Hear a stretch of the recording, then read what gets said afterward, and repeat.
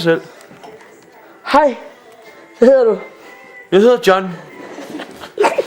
Og jeg er kandidat, byrådskandidat for Enhedslisten og for Fremskridtspartiet på en og samme gang. Fordi jeg fucking hader indvandrere. Men jeg synes også, det skal leve godt på samme tid. Og det synes jeg. Og det er fordi, jeg er med i Fremskridtspartiet.